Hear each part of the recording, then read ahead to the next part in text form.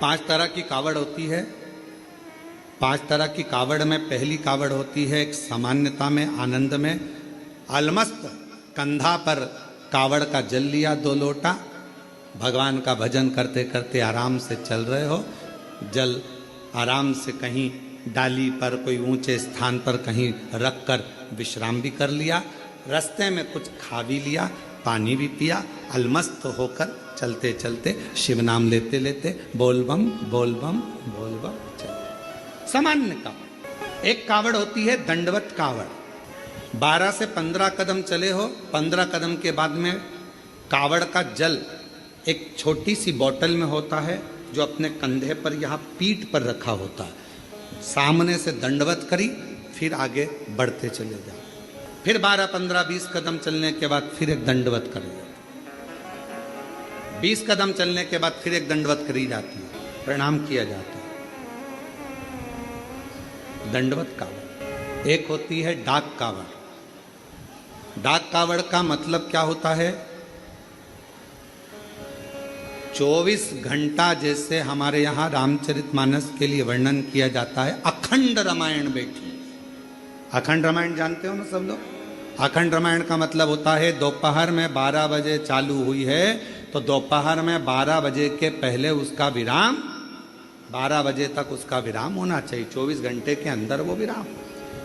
डाक कावड़ का मतलब यही होता है। इस कावड़ को जहां से भरा जाता है वहां से लेकर 24 घंटे के अंदर जहां जाना है मंजिल पर, जिस मंदिर तक, जिस देवालय तक, शिवालय तक जाना है, 24 घंटे के अंदर वो पहुंचना चाहिए। चाहे तुम दौड़कर जाओ, भागकर जाओ, लेकर जाओ, पर 24 घंटे के अंदर वो पहुंचती है। खड़ी कावड़। खड़ी कावड़ किसको कहते हैं? खड़ी कावड़ में तुम मंदिर, तुमने जल लिया गंगा जी का तो आपने जल लिया माँ सीवन का, आपने जल लिया माँ सरयू जी का, मंदाकिनी का, यमुना जी का, क्षिप्रा जी का, नर्मदा जी का। खड़ी कावड़ में कहीं रुकना नहीं है, चलते जाना है। कावड़ कंधे से नीचे उतरना नहीं है। वो कावड़ फिर इस कंधे से इस कंधे पर नहीं आती, एक ही कंधे पर चलती है। चाहे तुम जिस भाव से, फिर वहां बैठा नहीं जाता, चलते जाओ चलते जाओ चलते। फिर एक कावड़ आती है भगवान की अलख कावड़। अलख कावड़ किसको कहते हैं? जिसमें भगवान के मंत्र का उच्चारण, जहां से जल भरा जाता है वहीं से मंत्र का उच्चारण चालू हो जाता है, बोल बम बोल बम बोल बम बोल बम। अब कोई तुमसे बात भी करेगा तो उसमें बोल बम निकलना चाहिए, उसमें हर हर महादेव निकलना चाहिए, श्री शिवाय नमस्तुभ्यम निकलना चाहिए, ओम नमः शिवाय। जो मंत्र तुमने उठाया वो मंत्र तुम्हारे मुख से निरंतर चलना चाहिए। तो कई माताएं उसको बोलती हैं, आगे बोलो बोल बम, पीछे वाले बोल बम, खाने वाले, पीने वाले, चलने वाले, आने वाले, सोने वाले, आते बोले, जाते बोले। तो ये इसमें मंत्र का उच्चारण जहां से कावड़ उठती है, अलख कावड़ में केवल अलख जगाई जाती। जल लिया, चलते गए, भोजन करने भी बैठे हो, कोई से बात भी करोगे तो बोल बम उसमें निकलते रहना चाहिए, निरंतर जप चलना चाहिए, निरंतर। अब रेवा सुतार की कथा कहती है। एक रेवा सुतार लोगों के घरों में काम करता, कभी कुर्सी बनाता, कभी कुछ बनाता, कभी कुछ बनाता, कभी चौकी, कभी चौरंग, कभी पलंग, कभी खटिया, कभी कुछ बनाता रहता। परिस्थिति का ठीक नहीं था, उसके पास में इतना धन नहीं था, इतना वैभव नहीं था उसके पास, इतना चले जा रहा। एक दिन निकल गया, 2 दिन निकल गया, 4 दिन निकल गए, घर में अन्न का दाना नहीं पहुंचा रेवा सुतार के। रेवा सुतार के यहाँ जब अन्न का दाना नहीं पहुंचा, बहुत दुखी था। जैसे ही रेवा सुतार घर में पहुंचा, पहुंचते से ही धर्मपत्नी बाहर निकल कर आई, पूछा, स्वामी आपके पास में कोई भोजन की व्यवस्था हुई क्या? पति रेवा सुतार ने कहा कि मैंने बहुत प्रयास करा पर मुझे काम नहीं मिला। पत्नी कहती है 3 दिन निकल गए, आज चौथा दिन है, चौथे दिन में भी बच्चों को कुछ मिला नहीं, कुछ। आज चतुर्थ दिवस है, चौथा दिन है, और बच्चों को भोजन में कुछ मिला नहीं है। रेवा सुतार की आंख से जल बह रहा था, आंखों से जल। शिक्षा, भोजन, वस्त्र, चिकित्सा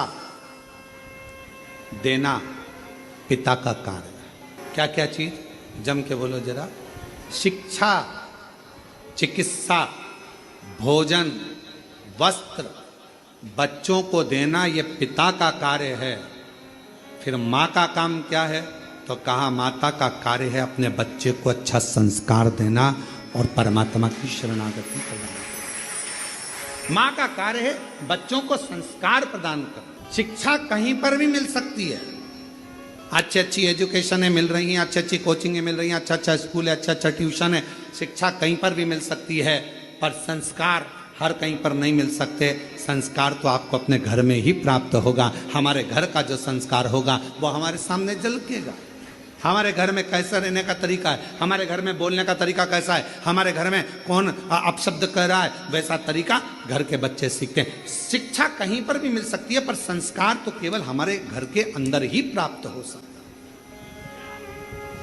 घर के अंदर। अब रेवा सुतार की पत्नी ने कहा कि बच्चे 3 दिन के भूखे हैं, 2 भोजन नहीं मिल पा रहा है, आप कृपा करिए। इतने में तुरंत धर्मपत्नी ने जैसे ही सुना, पत्नी ने कहा, पति की आंख से आंसू बहने लगे, मेरे बच्चे भूखे हैं, मैं वापस जाता हूँ। रेवा सुतार फिर निकल गया और जैसे ही रेवा सुतार आज जा रहा था, जाते जाते रेवा सुतार पहुँचते पहुँचते कहीं से आवाज़ लग जाए, कहीं से कोई बोल दे, हमारे घर का ये काम है सुतार, तुम कर दोगे, थोड़ा सा हम तुम्हें भाग दे देंगे। कोई की आवाज़ नहीं आई, कोई की आवाज़, कोई नहीं।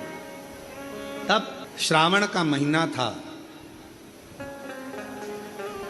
शिव भक्त कावड़ लेकर जा रहे थे। कावड़ उठाने वाले भक्त का जो बांबू था, डंडा था, कावड़ के वजन से वो बीच में से कौन ढूंढे, वीराने में कौन मिलेगा। साथ वालों ने कहा कि अपन देख कर आते हैं, कोई तो मिलेगा। वहीं से सुतार आवाज लगाते हुए जा रहा था, किसी के घर में अगर लकड़ी का काम कराना हो तो मैं हूँ, अगर किसी के घर में लकड़ी का काम कराना हो तो मैं हूँ, मैं सुतार, मैं रेवा सुतार, अगर कोई काम हो तो जरूर बोलिए। इतने में उस कावड़ उठाने वाले के कानों में शब्द गया, उसने हाथ जोड़कर कहा सुतार जी से, भैया हमारा डंडा टूट गया है। सुतार जी बोले, मैं लेकर आता हूँ लकड़ी तो मैं दूसरा डंडा बना देता हूँ। अब रेवा सुतार दौड़ कर गया, लकड़ी काट कर लाया, डंडा निर्माण करा और उस डंडे पर कलश बांध कर उस कावड़िया के हाथ में दे दिया। कावड़िया ने डंडा तो ले लिया, रेवा सुतार ने कहा, भैया मैंने तुम्हारा डंडा तैयार करा, तुमने कुछ मुझे दिया नहीं। इतने में कावड़िया ने कहा, भैया हमारे पास देने के लिए कुछ भी नहीं है, कुछ भी। ए भैया हमारे पास कुछ भी नहीं। भैया हम जल लेकर चले थे ना, वहां से हमारे पास में जो भी था सब छूट गया, हमारे पास कुछ नहीं। ए भैया, रेवा सुतार की आंख में से जल बहने लगा। अब भोजन भी नहीं, बच्चों को काम किया तो पैसा भी नहीं। रेवा सुतार ने मन में सोचा, इससे तो अच्छा है कि मैं भी इनके साथ कावड़ भर रहे, चले घर जाऊंगा, पत्नी कहेगी बच्चे भूखे हैं, भोजन कहाँ से लाऊंगा, क्या करूंगा। पर अपनी पत्नी और बच्चों के पीठ दिखाकर भागना ये भी अच्छी बात नहीं। रेवा सुतार ने सोचा, एक काम करता हूं, अगली बार कावड़ भरने जाऊंगा, अभी तो मैं अपने घर जाता हूं। चलते चलते रेवा सुतार जब घर की ओर चले, चलते चलते जैसे ही कावड़िए की कावड़ का डंडा कलश भगवान देवाधिदेव महादेव के पास पहुंचा, जल समर्पित किया, समर्पित करते से ही देवाधिदेव महादेव ने सबसे ज्यादा सराहना उस रेवा सुतार की करी। उस रेवा गया, मेरे देवाधिदेव महादेव करुणा करने वाले, 2 लोटा 1 डंडा लेकर उसी कावड़िए का रूप रखकर रेवा सुतार के दरवाजे पर पहुंच गए। आवाज लगाई, ए रेवा सुतार, ए रेवा सुतार। रेवा सुतार ने कहा, कौन है भैया? जो आकर देखा तो जिसका मैंने डंडा तैयार करा था, जिसकी कावड़ मैंने तैयार करी थी, वो कावड़िया जा रहा था, डंडा टूट गया था। कावड़ का डंडा टूटने पर मैंने तैयार करा था। भैया क्या बात है? इतने में उस कावड़िए ने कहा, भैया रेवा सुतार, तुम्हारे को हमने दक्षिणा में, तुमने हमारा डंडा ठीक करा था, उसका शुल्क नहीं दे पाए थे, इसलिए हम ये 2 लोटे 1 डंडा कावड़ का तुम्हें दिए जाते हैं, अब तुम इसको रखना, यही हमारा तुम्हारा शुल्क है। जैसे ही 2 लोटा 1 डंडा कावड़ का रेवा सुतार के पास में आया, रेवा सुतार ने सोचा चलो पैसा नहीं आया तो कोई बात नहीं, अगले साल यही डंडा यही लोटा लेकर चले जाएंगे। नहीं आया तो कोई बात, रख दिया कावड़ का लोटा और डंडा। पत्नी से कहा मैं जाता हूं, दूसरा दिन था। अलख लगाई, किसी के यहाँ काम हो तो बताओ, बढ़ई का काम कराना हो, सुतारी का काम कराना हो, लकड़ी का काम कराना हो तो बताओ, कोई नहीं। इतने में पत्नी ने विचार करा, बच्चों को 5 दिन से खाना नहीं मिला, कोई भोजन व्यवस्था नहीं होती है, कुछ नहीं है, तो एक काम करती हूँ, ये दोनों लोटा जल का है, इन लोटे के जल को निकाल कर इसको अच्छा साफ कर कर इन्हीं लोटों को बेच देती हूँ और थोड़ा सा अन्न भाग ले आती। पत्नी ने जैसे ही लोटे के अंदर हाथ डालकर लोटे को राख से मांजने का प्रयास करा, राख लगते से ही लोटे के अंदर से खन्न आवाज आई। जो खन्न आवाज आई, पत्नी ने सोचा ना जाने इसमें क्या भरा है। जो पत्नी ने उल्टा करा, उसमें से एक सोने की गिन्नी सिक्का निकल कर सामने, एक सिक्का सोने का। पत्नी ने सिक्का देखा, दौड़ती दौड़ती पल्लू में बांध कर रेवा सुतार के पास गई। तुम जो लोटा लेकर आए थे, ना जाने किसने क्या दे दिया था, उसमें सोने का सिक्का है, चलकर देखो। पति ने जाकर जो देखा सोने का सिक्का, ना जाने बेचारा किसका रह गया, जाकर देता हूं। सिक्का लेकर दौड़ पड़े। दूसरा दिन फिर आया, पत्नी ने फिर लोटे को मांजने का प्रयास करा, सोने का सिक्का फिर गिर जाता। फिर पत्नी उस सिक्के को लेकर जाती, पति उस सोने के सिक्के को ढूंढता उस कावड़िया को देने के लिए, पर उसको क्या मालूम कि वो कावड़िया नहीं था, मेरा महादेव स्वयं कावड़िया बनकर आया था, जो देखकर चले गया था।